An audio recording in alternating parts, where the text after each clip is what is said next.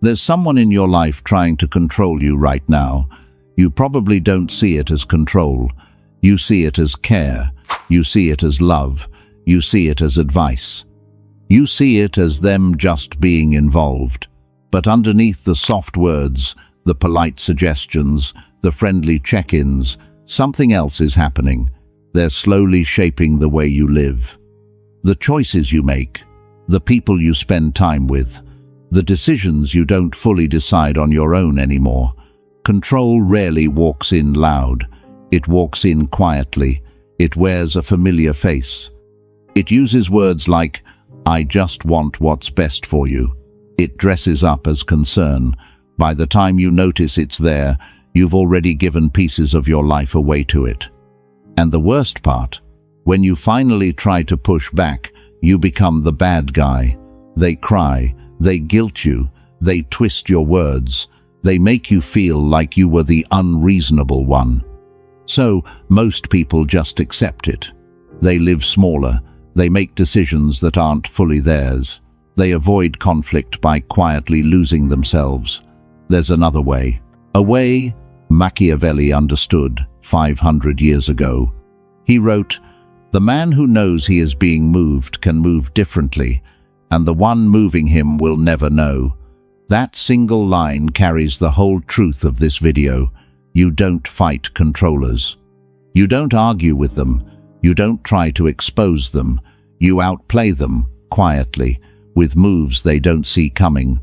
Today, I'm going to walk you through 10 psychology tricks that take your life back from anyone trying to control it. Not loudly, not dramatically, just calmly, slowly, in ways they can't fight, because they can't even name them.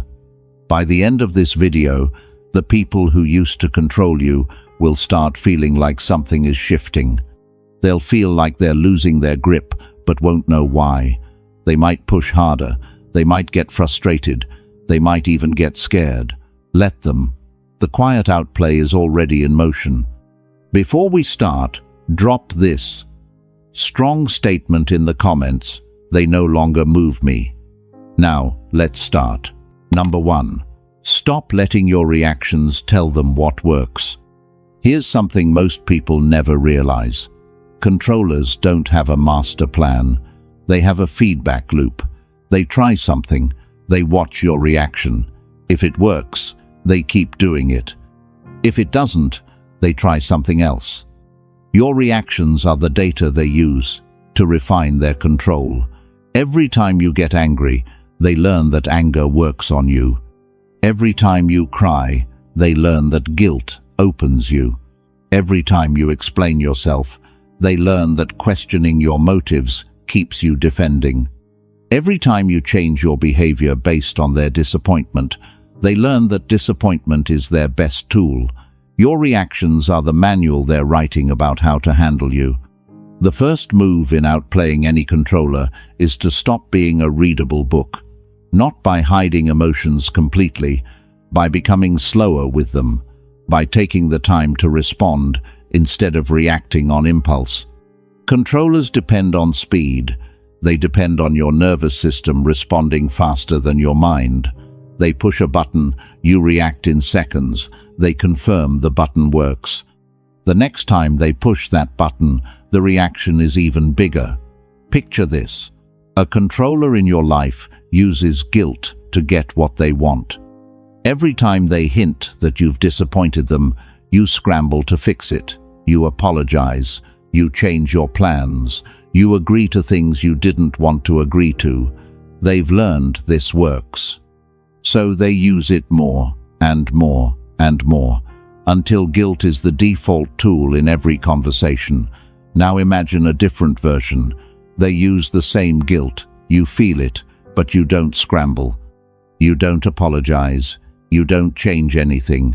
You give them a calm, short answer and move on with your day. They're confused. The tool didn't work. They try it again the next day. Same result. After a few weeks, they stop reaching for that tool because it's no longer producing what they want.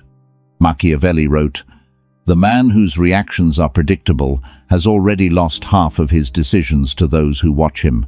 That's the truth. Predictable people are managed without effort.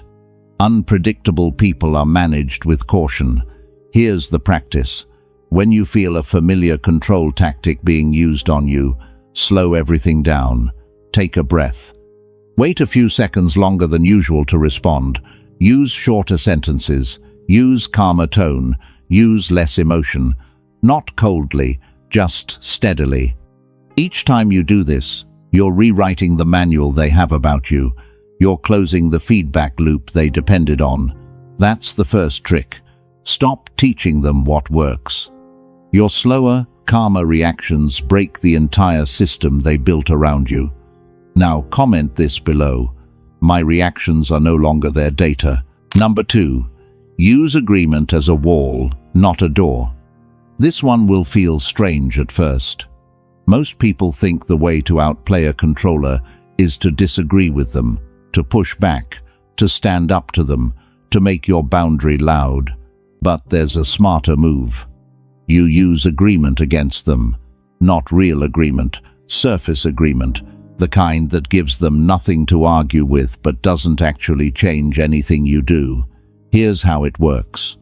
A controller tells you what you should do. Most people argue. They defend. They explain why they want to do something different. The argument becomes the battlefield. And in that battlefield, the controller has the advantage because they've been training for this their whole life. Surface agreement bypasses the battlefield. They tell you what to do. You nod. You say, "You're probably right," or "I'll think about that," or "Good point." You agree on the surface. They feel satisfied. They feel heard. They feel like they've won the conversation. Then you go and do whatever you were going to do anyway. The argument they were preparing for never happens. They don't get to use their tools. They don't get to escalate. They don't get to apply pressure, because you didn't give them a battle. You gave them a polite ending. Machiavelli wrote, "Agreement is the cleanest door through which a free man walks past a controller." Picture this. Your controller tells you that you shouldn't make a certain decision. Old you would argue. The conversation would escalate. They'd bring up old arguments. They'd guilt you. They'd manipulate you into either folding or having a giant fight. New, you just nods. "You might be right. I'll consider it." The conversation ends. 2 days later, you make the decision you were going to make anyway. They notice. They might get upset. But notice something important. They have less ammunition now. They didn't get to make their full case. They didn't get to fully extract a promise from you. They just got a polite, "I'll consider it."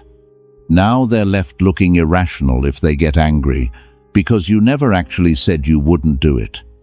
You said you'd think about it. And you did. You thought about it. You just chose differently. Stop. Notice the move here. Agreement isn't dishonest when it's protecting you from someone trying to control you. It's not a contract. It's a calm exit from a conversation that was rigged against you. The right people don't need surface agreement from you because they don't try to control you in the first place. Controllers do, and for controllers, surface agreement is the cleanest tool you can use. It defuses the tactic without starting a war. There's a deeper layer to this. Controllers feel powerful when you fight them.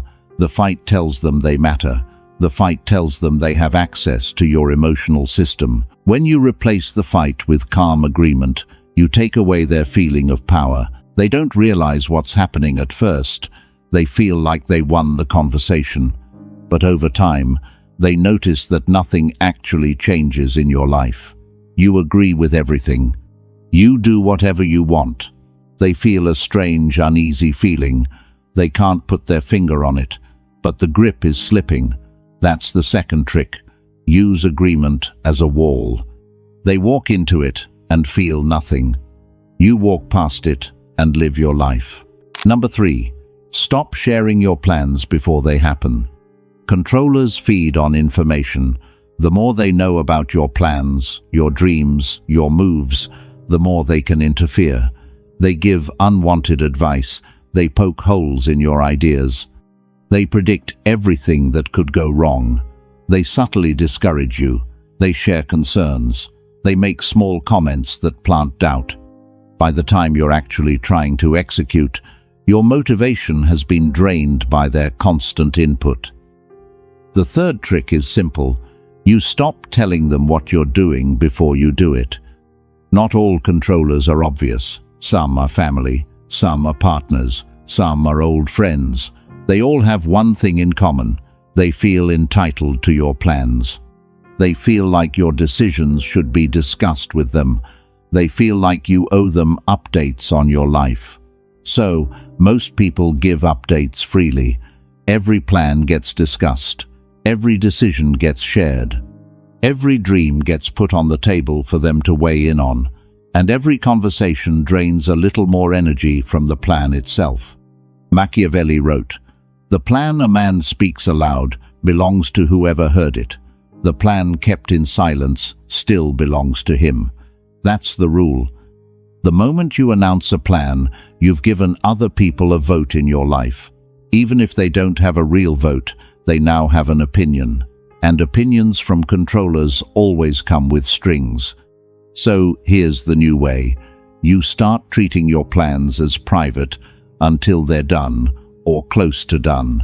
Not because you're hiding, because you're protecting them. You don't tell your controller about the new job until you've accepted it.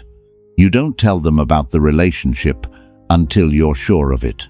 You don't tell them about the move until the bags are packed. You don't tell them about the dream until you've already taken 3 steps toward it.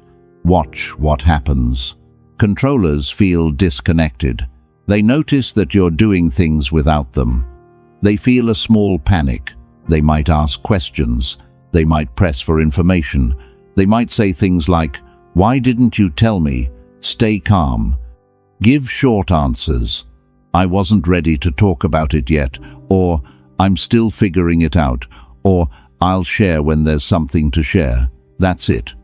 No long explanation, no defense, just calm, short answers. They'll be frustrated. But frustration is theirs, not yours. They built their identity around having access to your life. When that access shrinks, they have to deal with their own feelings. That's their job, not yours. Stop. Notice what's happening. You're not lying. You're not hiding anything wrong. You're just refusing to broadcast your life to people who use the information against you. That's the third trick. Plans go quiet. Updates go quiet. And the controller slowly loses the steady stream of information they use to redirect you with.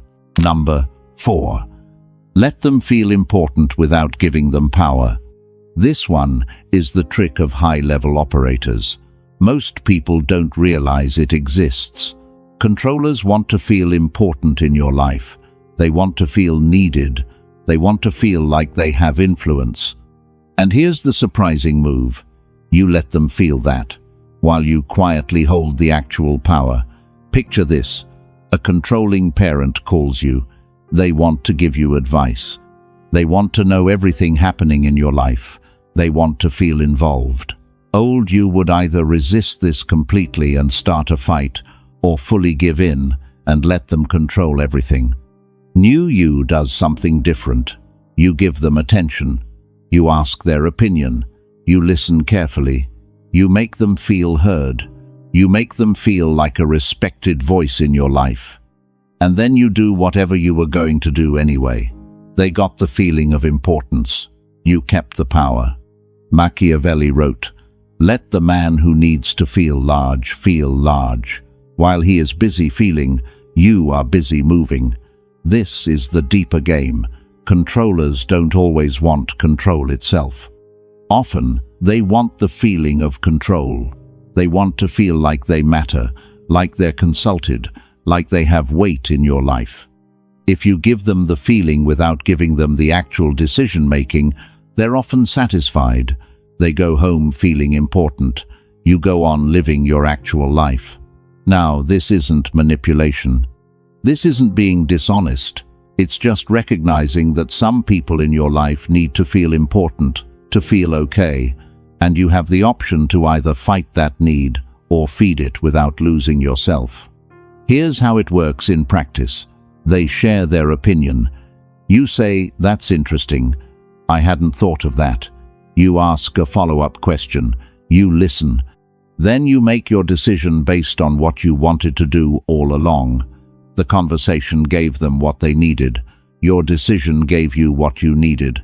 Both sides walk away whole. There's a deeper layer.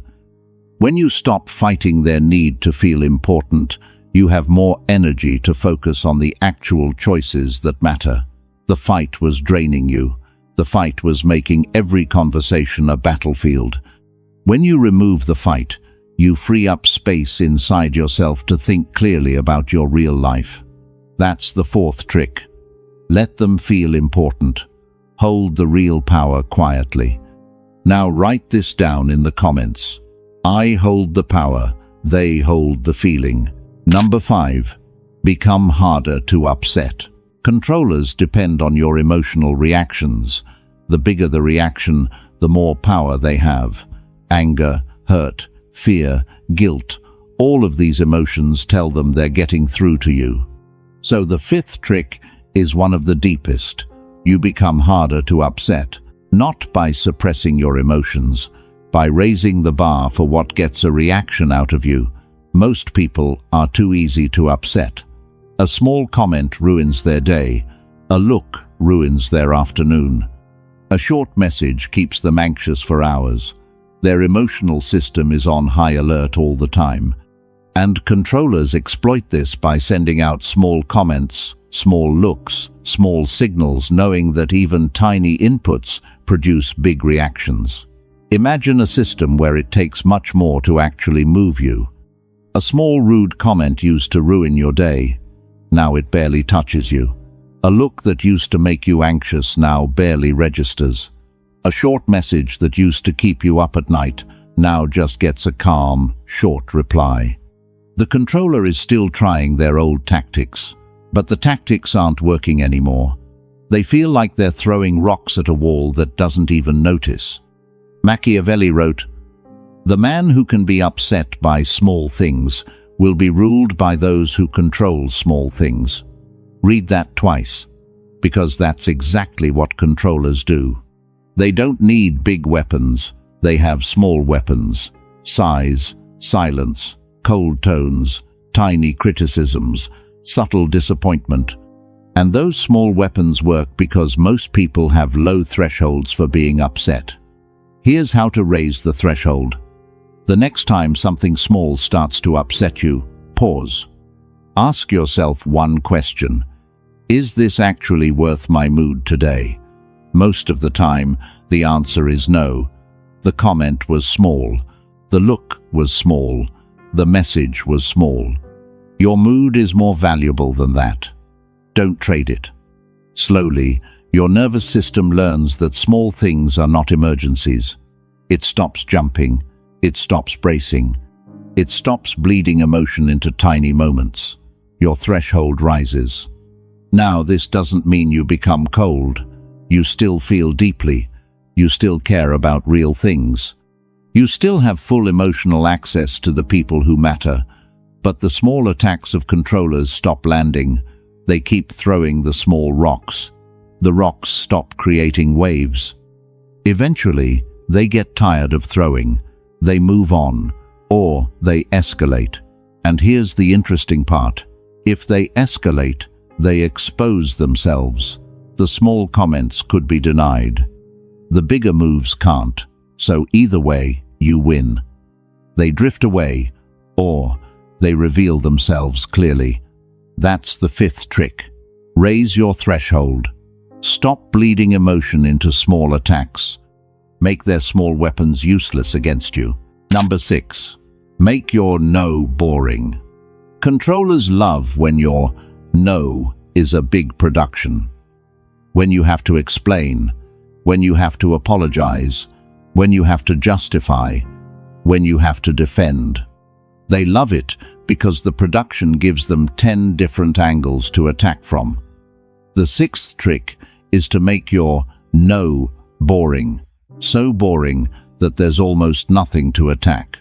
Most people say no in long, dramatic ways. They give reasons, they apologize, they offer alternatives, they show guilt, they promise to make it up. They make their no feel like a major event, and the controller uses every piece of that event. They challenge the reasons, they reject the apologies, they poke at the alternatives, they use the guilt. The no becomes a long battle. Boring no is different. It's short. It's calm. It's final. I can't this week. That doesn't work for me. I'm not available for that. No, I won't be doing that. That's it. No backstory, no long reasoning, no apology marathon, no promise to fix it. Just a short, clean phrase, said calmly, then a change of subject. Controllers don't know what to do with a boring no. There's nothing to grab onto.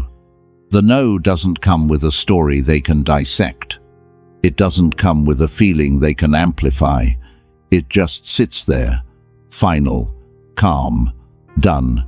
Machiavelli wrote, "The shortest answer carries the longest weight." Picture this. A controller asks you to do something. You give a boring no. They press for a reason. You say, "It just doesn't work for me." They press again. You say the same thing again, calmly, maybe a third time. Then you change the topic. They can't argue with a sentence that has no content. They can't twist a reason you didn't give. They can't use a guilt you didn't express. The no was empty of everything except the no. And that's exactly what makes it powerful. Stop. Notice the move. Controllers feed on words. The more words you give them, the more they have to work with. A boring no denies them words. It gives them nothing.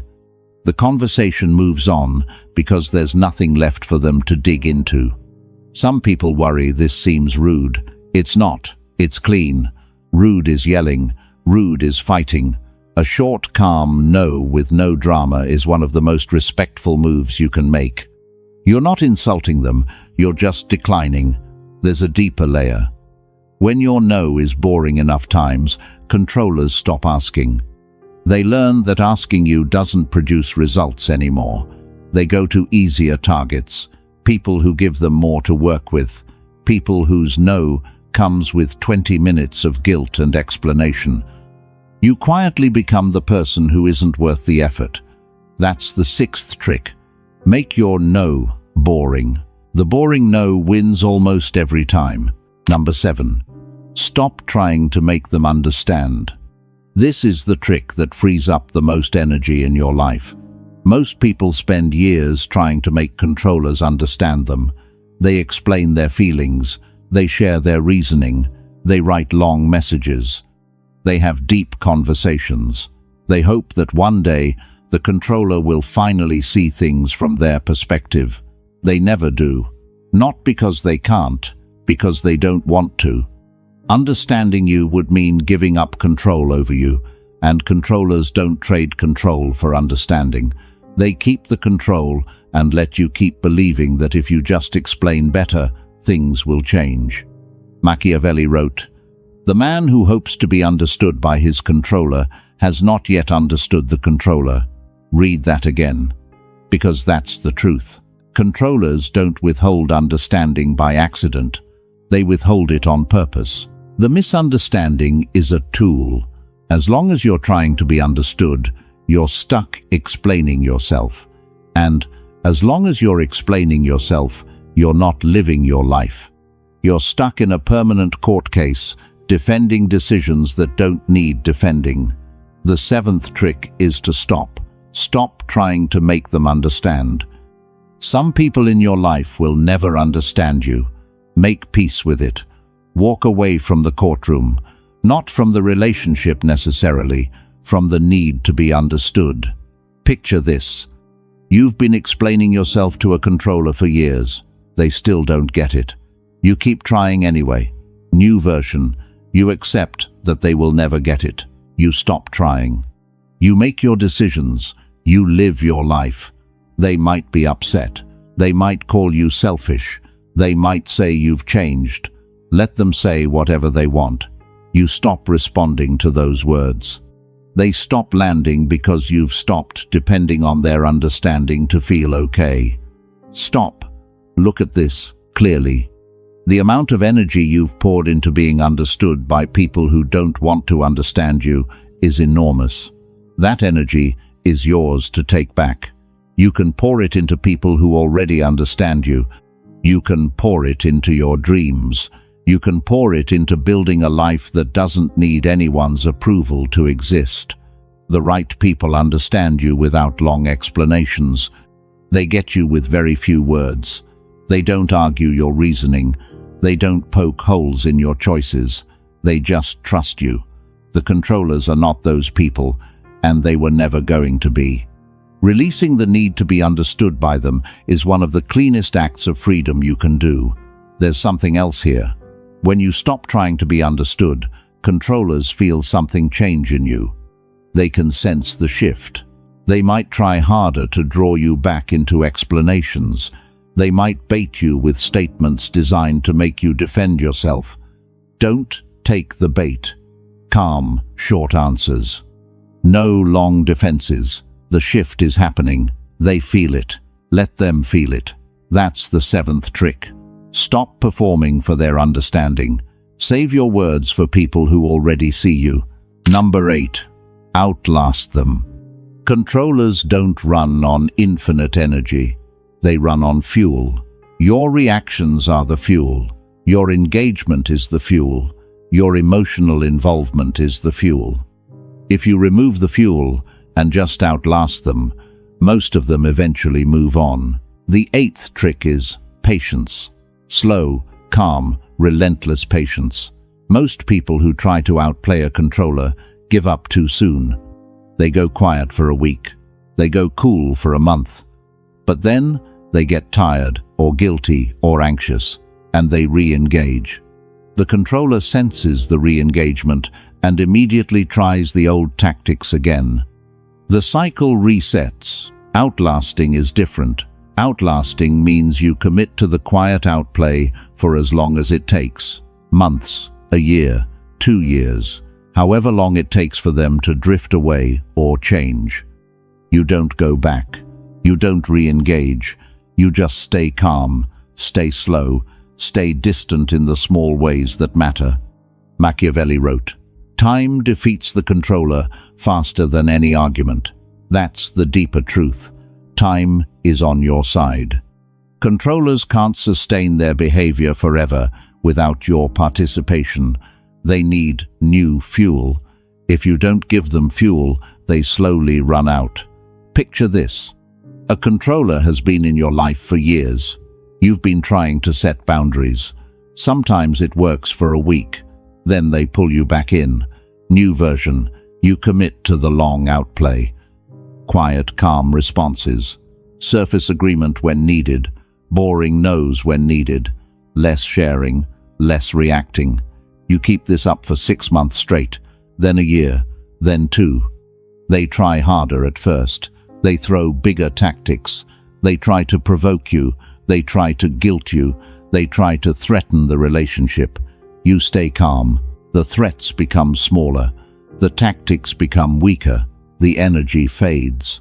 By the 3rd year, the relationship has either died on its own or transformed into something much less controlling. Either result is better than what you had. Stop. Notice the time scale. This isn't a quick fix. It's a slow shift. The shift takes time because controllers built their behavior over years. You can't undo it in a week, but you can undo it over a longer period if you commit to the slow, steady, calm outplay. Most people don't commit because they want fast results. Controllers count on this. They wait for you to crack. They know that if they outlast you, the old dynamic returns. Outlasting flips this. You become the one who waits. You become the one whose patience is deeper than theirs. You become the one who outlives the dynamic. That's the 8th trick. Outlast them, not in a single moment. Over months and years of quiet, steady, calm choices. Now leave this message in the comments. I will outlast the dynamic. Number 9. Build a life they can't enter. Controllers thrive in your life because your life has room for them. There are doors they walk through.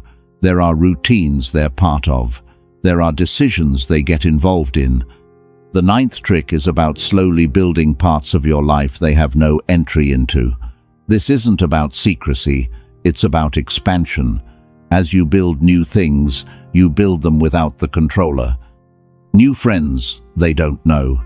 New hobbies they're not involved in. New goals they don't hear about. New routines they don't share. New parts of yourself that exist outside their reach. The old life might still include them. That's fine. You don't have to burn anything down. But the new life, the life you're building going forward, has space they can't access. Picture this. You start a new project. You don't tell them. You meet new people through it. They don't know about them. You develop new skills. They have no input. You change in small ways inside this new life that they can't see or interfere with. Slowly, the new life starts to outweigh the old life. The controller is still in the old life, but the new life is where most of you is living now, and in the new life, they have no power. Machiavelli wrote, "Build new rooms in your house that the old guests cannot find." That's the move. New rooms, new spaces, new parts of your life, built quietly, built privately. Built in ways that don't show up on their radar. Stop. Look at your current life. How much of it is shaped around the controller? How many routines exist because of them? How many friendships happen because of them? How many decisions go through them? Now imagine slowly building a parallel life. Same you. New experiences, new people, new growth. All happening in places they don't watch. There's a deeper layer to this. As your new life grows, your dependence on the old life shrinks. The controller used to feel central to your existence. They used to feel needed. As your new life grows, they feel less central, less needed. They sense it. They might try to push back into the new life. Don't let them in. Keep the new life separate. Let the old life shrink naturally as you outgrow it. That's the 9th trick. Build rooms they can't enter. Let your life expand into spaces they can't reach. The controller stays in the old map. You start living in a new one. Number 10. Become someone they can't recognize. This is the final trick, and it ties everything together. Controllers know how to handle a specific version of you, the version that reacts, the version that explains, the version that shares plans, the version that fights for understanding, the version that says yes when it should say no. They've spent years learning that version of you. The 10th trick is to slowly become a person they no longer recognize. Not by faking, by actually changing. Quieter, calmer, slower, harder to read, harder to upset, harder to control. Each trick from this video is a small change. Together, they build a new version of you. A version their old manual doesn't fit. Picture this. The old you used to argue. The new you agrees on the surface. The old you used to share everything. The new you keeps plans private. The old you used to need understanding. The new you doesn't. The old you could be upset by small things. The new you can't. The old you said no with long apologies. The new you gives boring no's. Slowly, the controller is dealing with a different person. Their tools are designed for someone who no longer exists. They don't quite know what to do. They reach for an old tactic. It doesn't work the way it used to. They reach for another. It doesn't work either. They might escalate. They might pull back. They might leave. They might change. Whatever they do, the dynamic is no longer the same. Machiavelli wrote, "The man who changes himself quietly defeats the one who tried to define him." That's the final truth. You don't have to defeat the controller. You just have to become someone they can't control.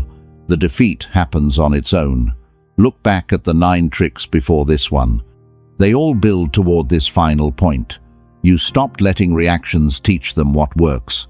You used surface agreement instead of fights. You stopped sharing your plans. You let them feel important while you held the power. You raised your threshold for being upset. You made your no boring.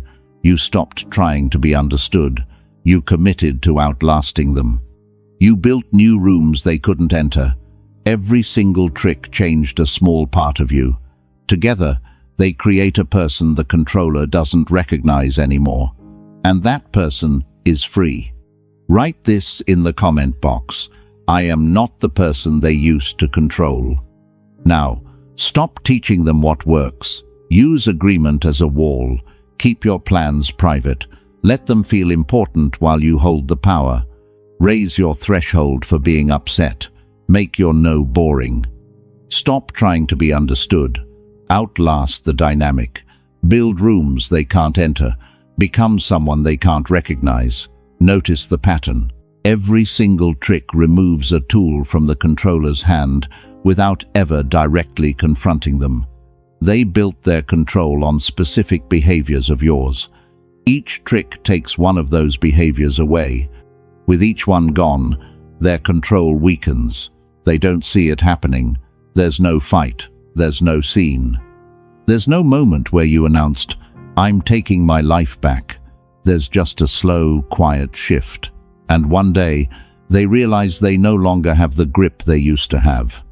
Most people try to break free from controllers with loud moves. They scream. They cut off. They make big announcements. They have the dramatic conversation, and it usually backfires. The controller doubles down. The drama gives them more material. The relationship blows up in ways that hurt everyone. The quiet outplay is different. It works because it removes the fuel without ever giving the controller a fight to win. It works because it changes the person they were controlling instead of trying to change them.